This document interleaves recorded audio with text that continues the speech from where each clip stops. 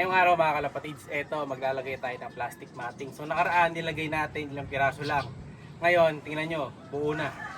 Ayan, buo na nilagay namin mga kalapatids para mas maganda. Saka sabi nga ni Madlato, mas madali daw tapakan sa ibon.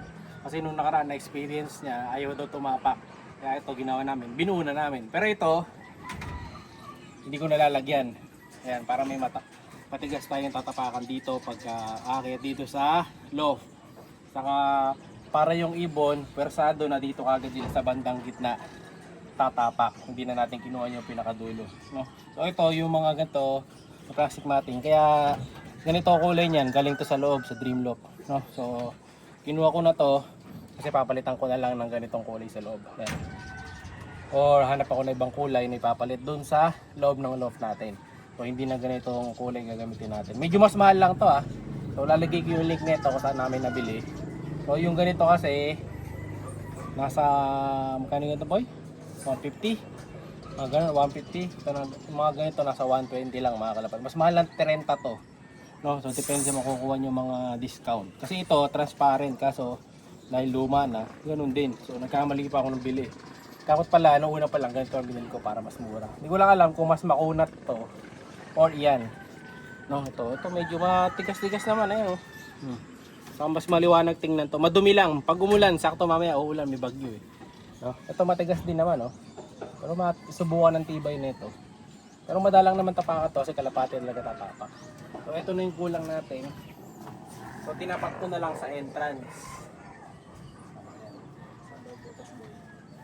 Lagyan na natin to dito. So, sa pagkabit nito, ayan, para siyang puzzle. Pero siyang paa. Meron siyang pinaka-hook.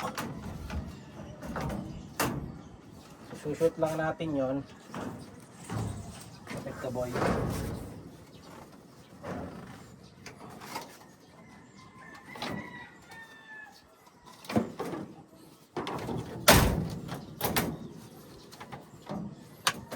Nahuli ko kasing nilagay yung isa eh, kaya hirapan ako.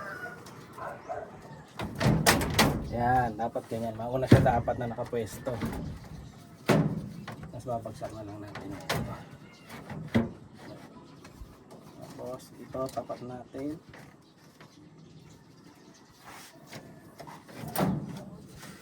Dali natin sa ito.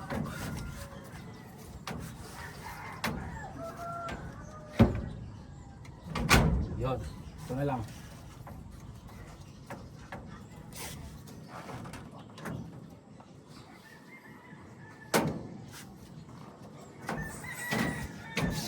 Yan, ayos na mga kalapatids. Makakapit na siya. Tatali ko na lang to, may dala ko tali dito para hindi gumalaw. Pero wala nang kagalaw to mga kalapatids. Iisip lang kasi namin, baka mamaya humangin, tangayin. No? Kaya tinatali ko para sure yan. Matanggal sa ano eh, pagkakalagay. So tatali muna namin mga kalapatids. So, balik ako kaya. Siya si Idol Madla, nakakahanga, may mga hawak, gandang linyada. Ika'y inspirasyon kung bakit hanggang ngayon ako'y palaging kumakarera. Sa wakas, halos patapos na kami mga kalapati. So ayan na yung tsura oh. Yan. Halos patapos na yung naging pagtatali namin. Ayan oh. Pwede na. O, patapos na kami mga kalapatids eh. Sinusunog na lang ni Madlato yung mga dulo ng mga tali. Ito nga ganda na. So may kalapati na tayo dito. Ayan, may mga naglalakbay tayong ibon dito. So, nagsisimula na silang mag-explore. Kasi mga batcher na to. First batch. Ayan, meron tayo ditong wedding line. Ayan, mga puti. So isa to sa mga magsisimula na pararami kong puti dito mga kalapatids. Ayan, mga speedbird na mga puti. White grizzle yan. Ito grizzle, mga lahi ng mga grizzle din natin yan mga kalapatids, kaya grizzle eh. Ayan o.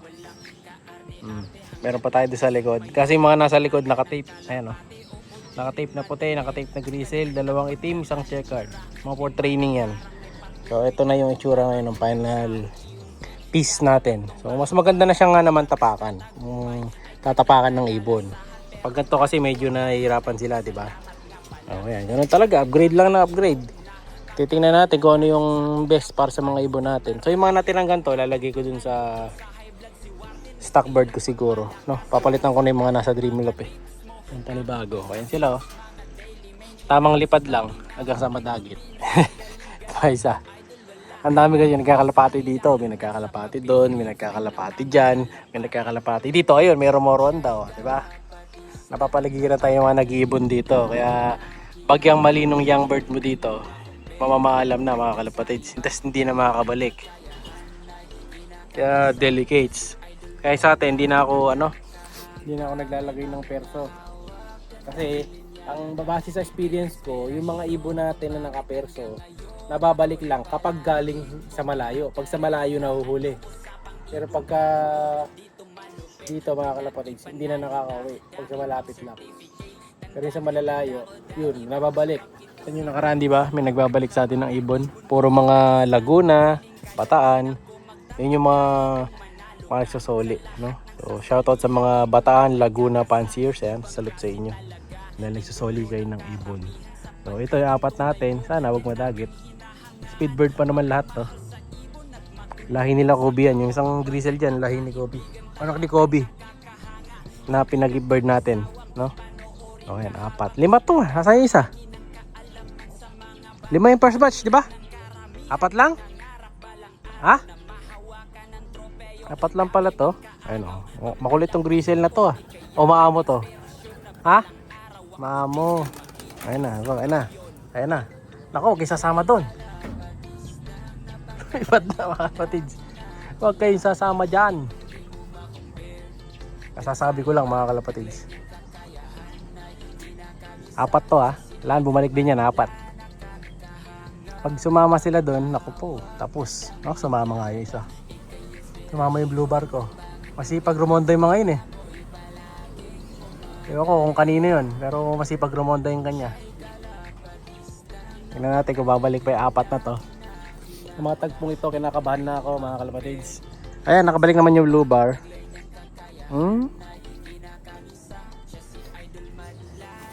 Sana.